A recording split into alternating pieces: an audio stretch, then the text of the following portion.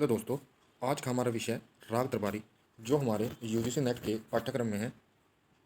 इस उपन्यास का जो विषय है वो जो शिवपालगंज गांव है उससे संबंधित है। ये जो पूरी उपन्यास है वो शिवपालगंज गांव की जो पृष्ठभूमि है उस पर रचित है।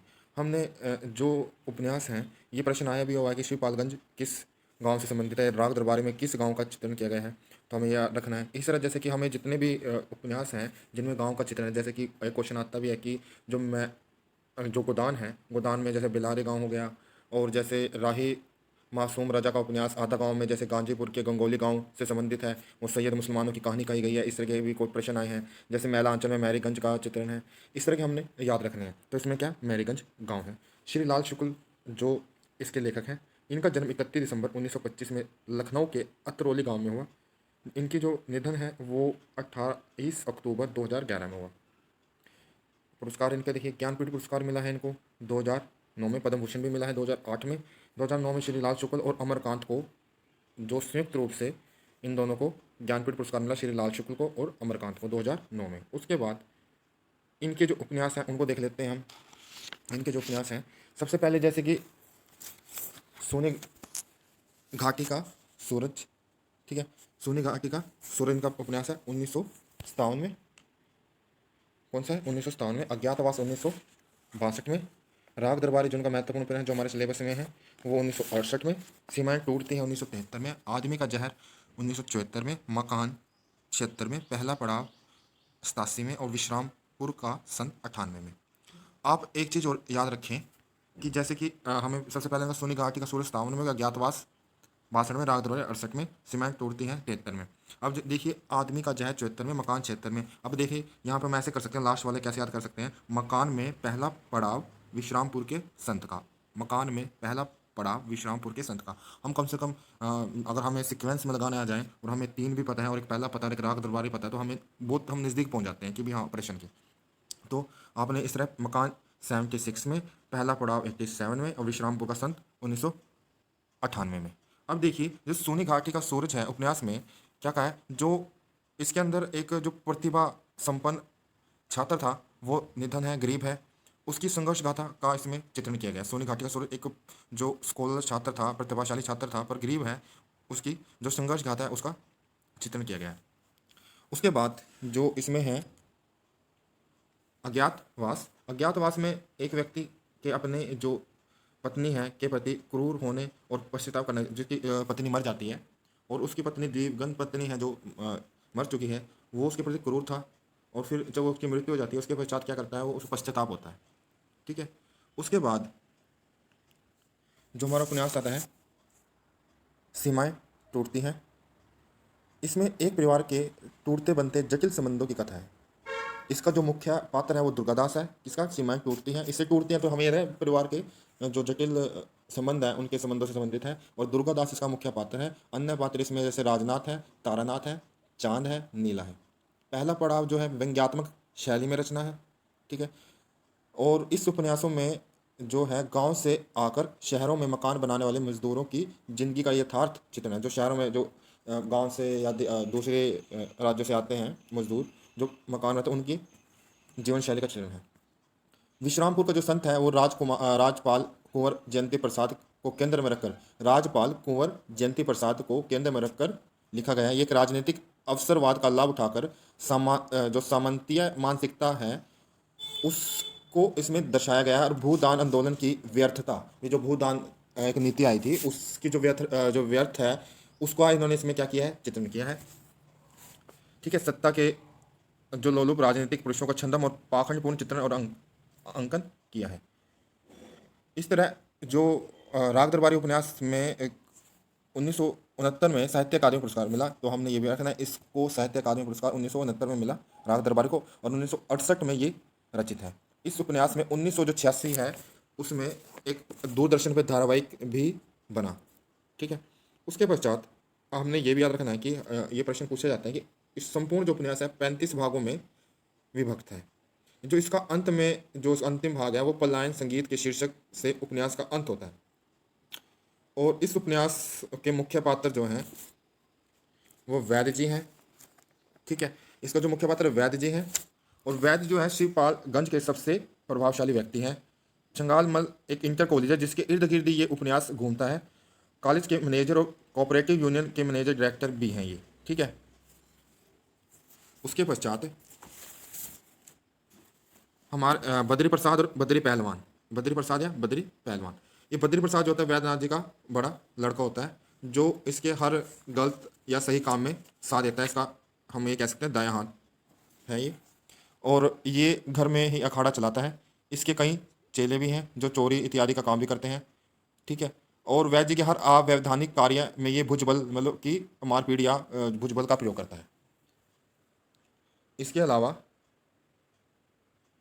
ये क्या होता है, वै जो एक इसमें एक महिला पात्र है बेला, एक मात्र महिला पात्र जो आती है इसमें बेला है, से ये शादी करना चाहता है, परंतु उससे उसकी शादी नहीं हो पाती। अंत में ये कोऑपरेटिव यूनियन का मैनेजर डायरेक्टर चुन लिया जाता है, तो हमने ये याद रखना है। उसके बाद रूपन बाबू जो होता है इस वैद्य जी का छोटा बेटा होता है, और ये कई साल से 10वीं में पढ़ रहा है।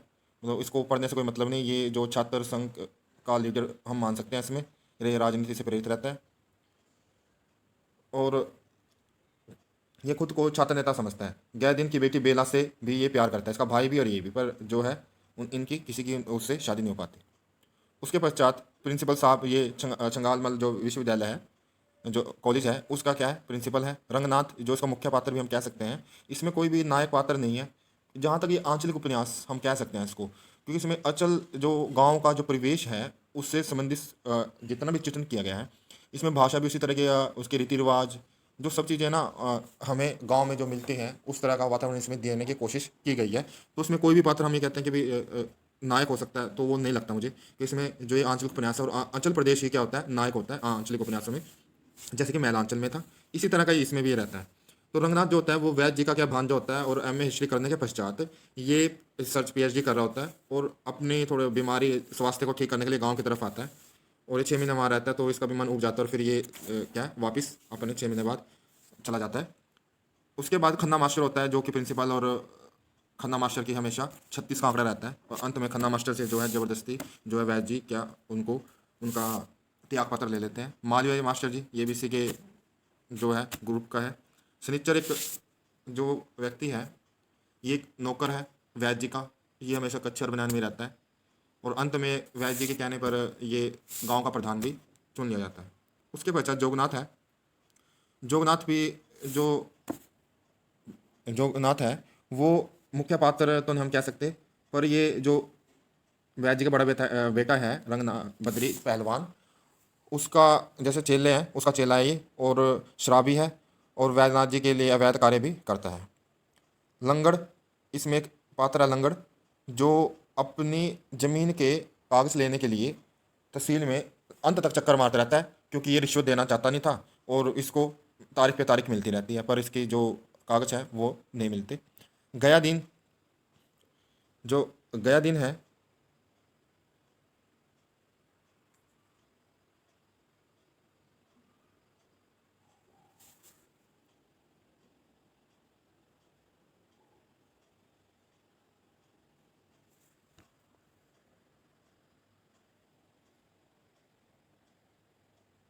जो गया दिन है वो बेला का पिता है। ये क्या है बनिया समाज से है, और बनिए का काम करता है।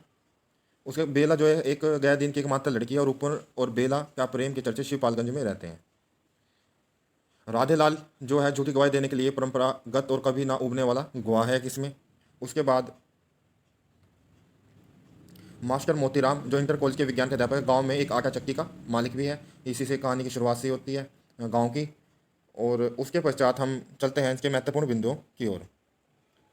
राग दरबारी में स्वतंत्रता के पश्चात भारत की न्याय व्यवस्था और शासन व्यवस्था, शिक्षा व्यवस्था, भ्रष्टाचार, धोखाधड़ी, वंशवाद आदि की पोल खोलकर रख देता है ये उपन्यास, ठीक है। जो इस उपन्यास में जैसे कहते हैं कि राग दरबारी जो उपन्यास है इसका संबंध एक बड़े नगर से कुछ दूर बसे हुए एक गांव की जिंदगी से है, जो इतने वर्षों में जो विकास के नारों के बावजूद निहित स्वार्थों और अनेक अवांछनीय तत्वों के सामने घिसट रही है, और जिंदगी का एक दस्तावेज है। ये उपन्यास आज भी जो है वो प्रासंगिक है।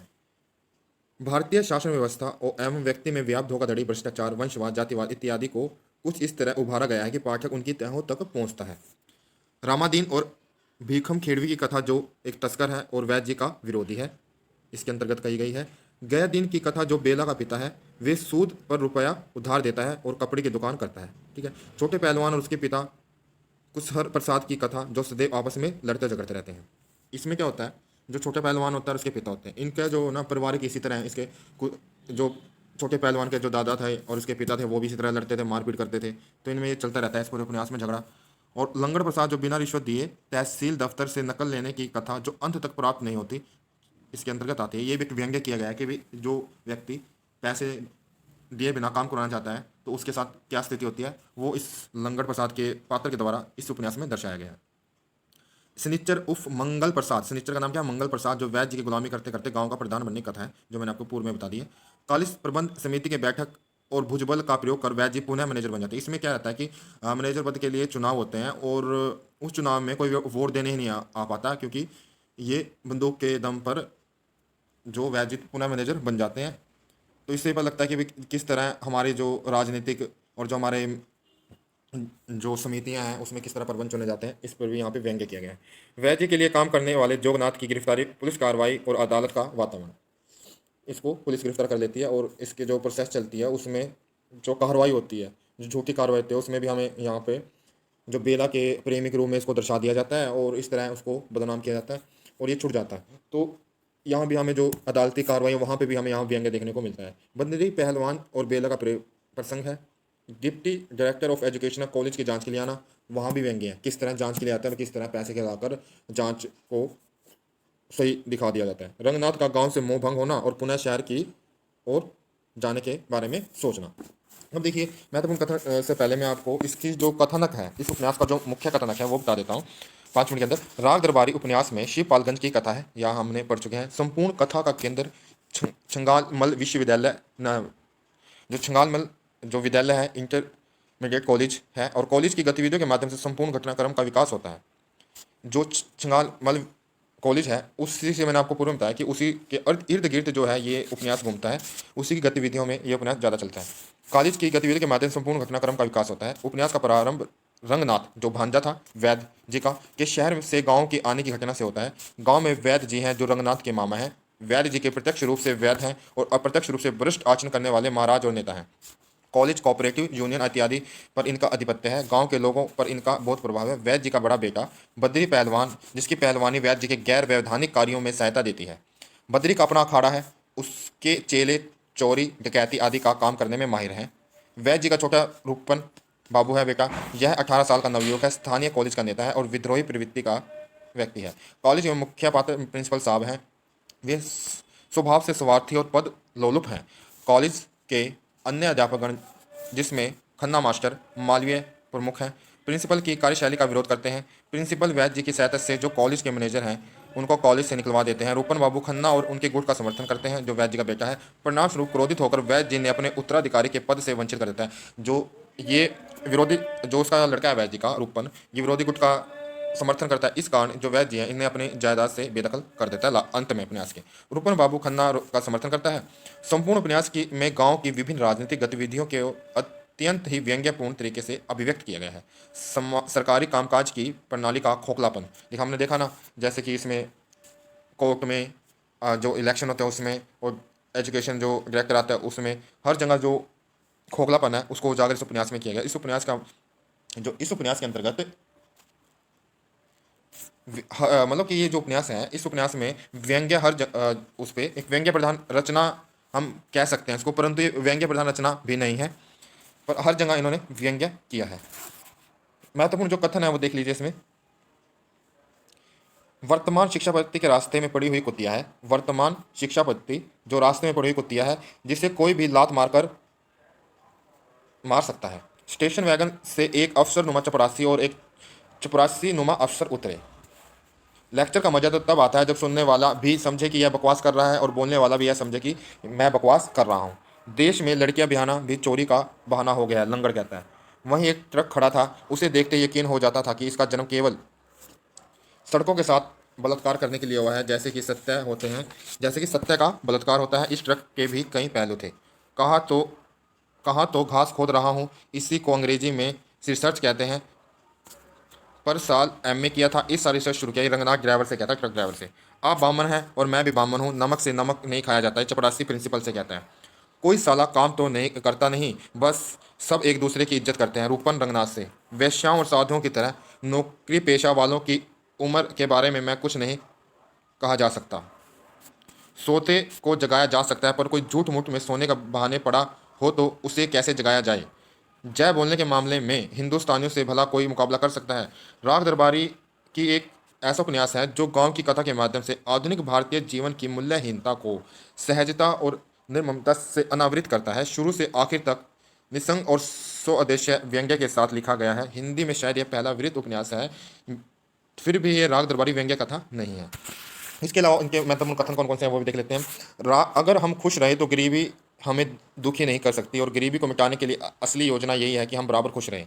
सूर्य दिशा के अधीन नहीं होकर उगता, वह जिधर भी उदित होगा वहीं पूर्व दिशा हो जाती है। उसी तरह उत्तम कोटि का सरकारी आदमी कार्य के अधीन दौरा नहीं करता, वह जिधर निकल जाता है उधर ही उसका दौरा हो जाता है। एक कथन ये है। उसके पश्चात, आदमी की अकल तो घास खाकर जिंदा रह लेती है, आदमी खुद इस तरह नहीं रह सकता। आज भी हिंदुस्तानी शहरों में दो तरह के बाजार होते हैं, एक काले यानी नेटिव लोगों का, दूसरा गोराशाही बाजार। वास्तव में सच्चे हिंदुस्तान की यही परिभाषा है कि वह इंसान जो कहीं भी पान खाने का इंतजाम कर ले और कहीं भी पेशाब करने की जगह ढूंढ ले। ठीक है। अब उसके पश्चात हमारा कोई साला काम तो करता नहीं, ये हमने पूर्व में पढ़ लिया, और ये भी अच्छा कथन है जो हमारे एग्जाम की दृष्टि से महत्वपूर्ण है। सब एक दूसरे की इज्जत करते हैं, रूपन बाबू रघुनाथ से। जनता के रुपये पर इतना दर्द दिखाना ठीक नहीं, वह तो बर्बाद होगा ही। गया दिन जो है मालवीय से कहते हैं, नैतिकता का नाम ना लो मास्टर साहब, किसी ने सुन लिया तो चालान कर देगा। तो इस तरह हमारा ये उपन्यास समाप्त होता है। अगर आपको वीडियो अच्छी लगे तो लाइक और शेयर करें। इसके अलावा कोई और रचना जो आप चाहते हैं कि इस पर वीडियो बनाया जाए, आप कमेंट कर सकते हैं। मिलते हैं अगली वीडियो में। धन्यवाद।